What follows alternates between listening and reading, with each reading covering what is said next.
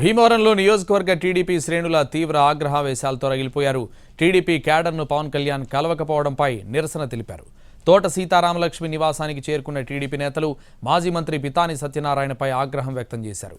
పవన్ తమను కలిసే అవకాశం లేనప్పుడు ఎందుకు పిలిచారంటూ పితానిని నిలదీశారు. భీమవరం రమ్మని ఇలా అవమానించడం టీడీపీ నేతలను చిన్నచూపు చూడడమేనన్నారు.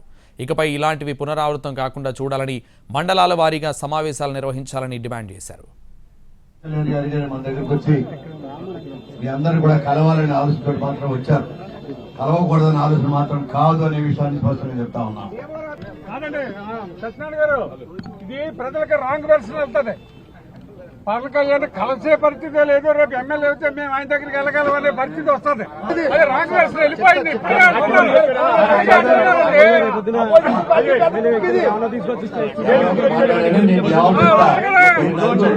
అవతల పార్టీ వాళ్ళు ఇప్పుడు 3 కొట్టినందుకు కాదు, తోడు వాళ్ళు దెబ్బలందుకు అన్నట్టు వాళ్ళు ఒప్పినే పరిస్థితి మన మీద కామెంట్లు పెడుతున్నట్టు పరిస్థితుల్లో ఇటువంటి దురదృష్టకరం ఇవి జరగకుండా ఉండాలి అంటే వేరాశ్రమం మండలం వేరాశ్రమే, రూరల్ మండలం రూరల్, టౌన్ కూడా సెపరేట్ గా పెట్టుకుని వాళ్ళతో ఇంటాక్ట్ అవ్వడానికి ఆయన కూడా ఇంకా బాగా ఉంటుంది. కానీ ఆ విధంగా ప్లాన్ చేస్తే మేము వస్తాం.